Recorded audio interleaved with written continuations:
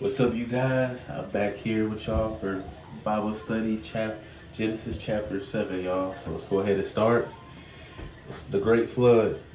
Then the Lord said to Noah, "Come into the ark, and you and all your household, because I have seen that you are righteous before me in this generation. You shall take with you 7 each of every clean animal, a male and his female, 2 each of animals that are unclean, a male and his female. Also 7 each of birds of the air, male and female, to keep the species alive on the face of all the earth. For after 7 more days, I will cause it to rain on the earth 40 days and 40 nights, and I will destroy from the face of the earth all living things that I have made." And Noah did according to all that, and the Lord commanded him. Noah was 600 years old, and the flood waters were on the earth. So Noah with his sons, his wife, and his sons' wives went into the ark because of the waters of the flood, of clean animals, of animals that are unclean, of birds, and of everything that creeps on the earth. 2 by 2 they went into the ark to Noah, male and female, as God had commanded Noah.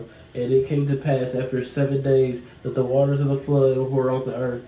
In the 600th year of Noah's life, in the 2nd month, the 17th day of the month, on that day all the fountains of the great deep were broken, and in the window of heaven were opened.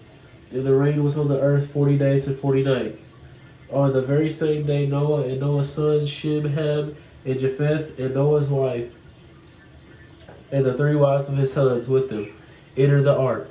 They and every beast after its kind, all cattle after their kind, every creeping thing that creeps on the earth after its kind, and every bird after its kind, every bird of every sort.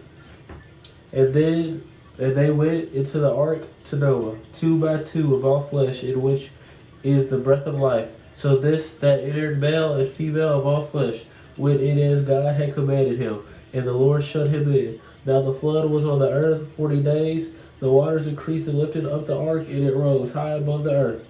The waters prevailed, and the greatly increased of the earth, and the ark moved about on the surface of the waters, and the waters prevailed exceedingly on the earth, and all of the high hills under the whole heaven were covered. The waters prevailed 15 cubits upward, and the mountains were covered. And all flesh died, and that moved on the earth, birds and cattle and beasts and every creeping thing that creeps on the earth, and every man. All in those nostrils was the breath of the spirit of the life. All that was on the dry land died. So he destroyed all living things which were on the face of the ground, both man and cattle, creeping thing of the and bird of the air. They were destroyed from the earth. Only Noah and those who were with him in the ark remained alive, and the waters prevailed on the earth 150 days. Y'all, that's Genesis chapter 7. God was letting Noah know that it'll rain 40 days, 40 nights, the great flood that covered the earth. He had Noah bring in 2 of each animal to repopulate the earth with that animal, with that certain animal's type in it. He had Noah's wife, Noah's 3 sons and their wives there as well. He had every animal from land animals, bird, everything, guys.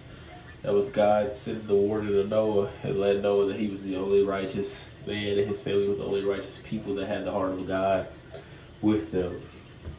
He had Noah build the flood. He had Noah build the ark for 40 days and 40 nights. And Noah and his people, his family, had survived on that boat as God cleansed the earth from all the sin that had taken place. That's why God had the flood come to cleanse the earth. There was so much sin going on and nobody was righteous. But that's Genesis chapter 7, y'all. A great flood. Like, comment, subscribe, and meet me next Sunday for Bible study, Genesis chapter 8. I see y'all.